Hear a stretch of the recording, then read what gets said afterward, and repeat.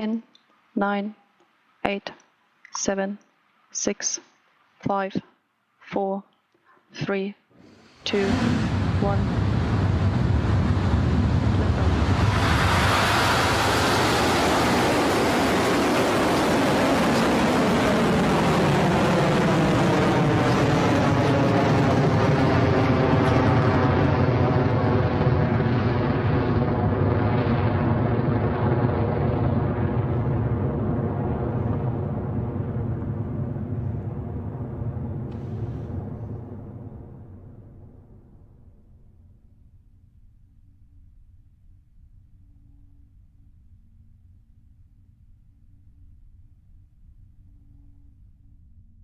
HVB discharge nominal. And that is a beautiful liftoff for Electron. The final 2 TROPICS satellites are on their way and coming to a storm near you. With Electron now having cleared the pad, the next milestone is max Q. This is the point where the forces on Electron are at their greatest. So we'll listen out for clearance of that key moment from Mission Control soon. Max Q.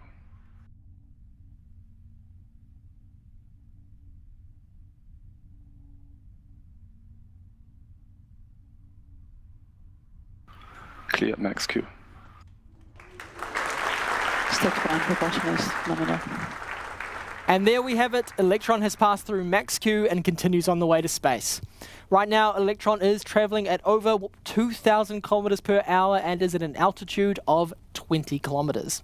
Now, coming up next is main engine cutoff, or MECO, where the 9 Rutherford engines on Electron's first stage shut down to make way for separation between the first and second stages.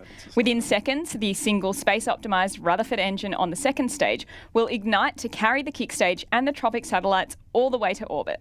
That should take place shortly at around T plus 2.5 minutes. So let's listen in to that call from Mission Control. Stage 1 propulsion still nominal. Please stand by for MECO in roughly 30 seconds.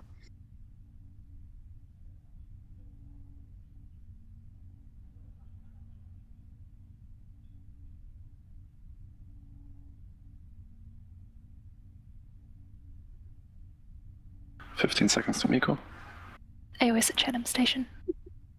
Entered burnout detect mode.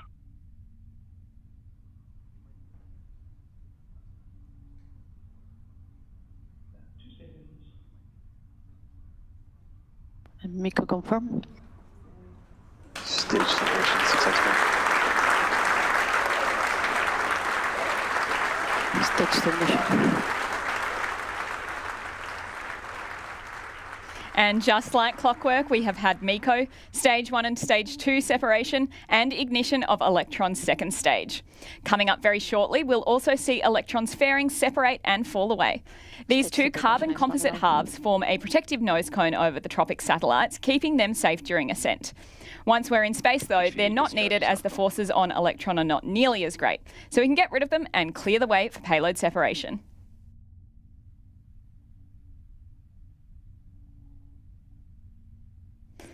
Now, for this mission, because we're headed to that 550-kilometre circular orbit straight away with Stage 2, we're leaving the fairing attached just a little bit longer than usual.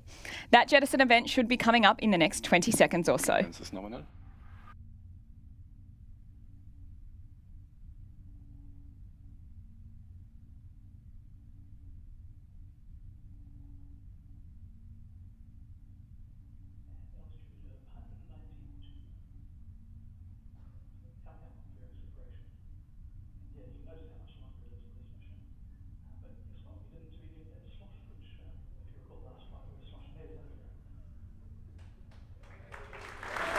Fairing separation successful.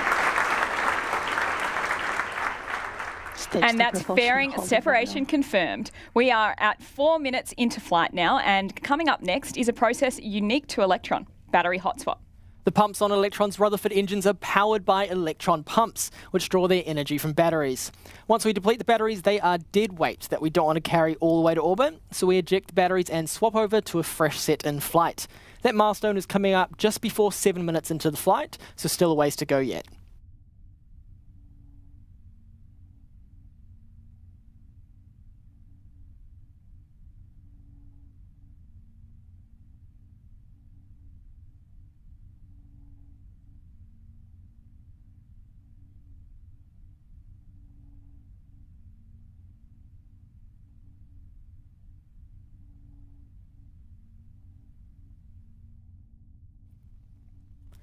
So far for today's mission, we've had a perfect liftoff. We've cleared max Q, had a good first stage burn, and separation of Electron's first and second stages. Fairing has also separated as planned, and now we're 5 minutes into the mission. So far, a nominal mission for Coming to a Storm Near You, the second of 2 dedicated launches to deploy a storm monitoring constellation for NASA.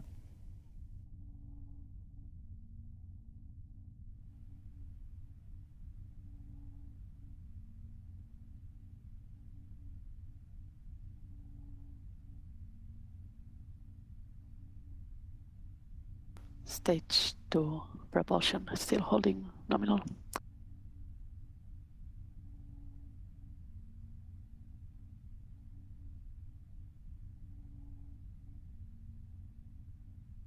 Guidance is nominal, 200 seconds remaining.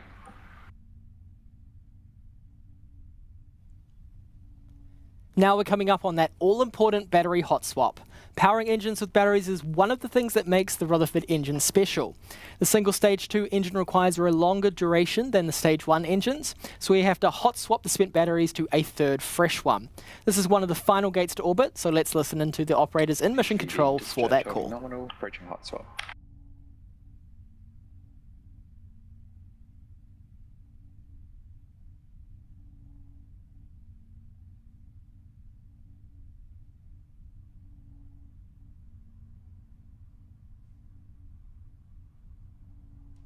Throttling down.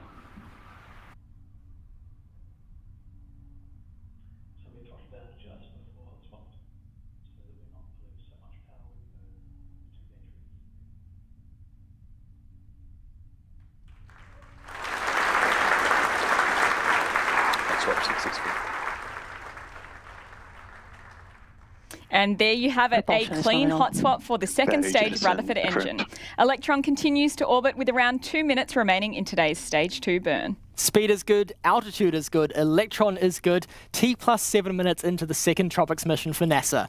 Just in time for the Atlantic hurricane season commencing at the start of June, these 2 CubeSats, along with the 2 that we launched just 18 days ago, will provide members of the meteorological community with hourly returns over the same storm to more accurately predict patterns, which could save the lives and livelihoods of millions of people.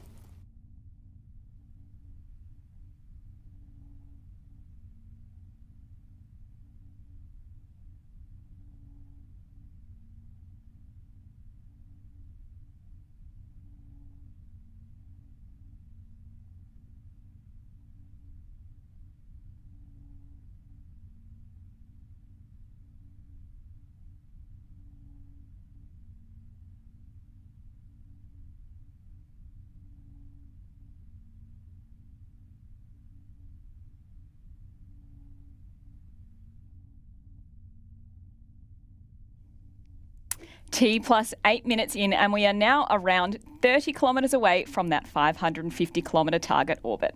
As George mentioned in the video earlier, this stage 2 burn is taking us all the way to a circular orbit. Then we have that dogleg inclination change just over the equator to put us in the correct plane for payload deployment coming up at 33 minutes into the mission.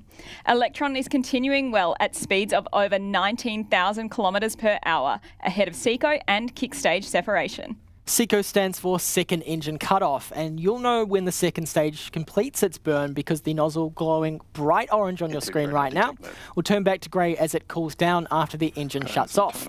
Immediately after that shutdown, Electron's kick stage separates from the second stage, and in around 1 minute the Curie engine will ignite and begin that plane change manoeuvre ahead of payload deployment. Again, mission control will call out these actions, so let's listen in for confirmation of SECO.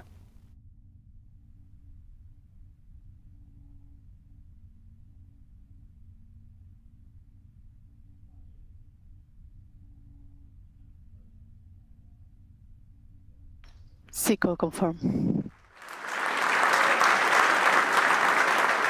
Stage 3 separation confirmed. Nominal transfer orbit achieved. And that is SECO confirmed as planned. The kick stage has also cleanly separated, ready for that final Curie burn in around 20 minutes from now, followed by payload deployment at T+33 minutes.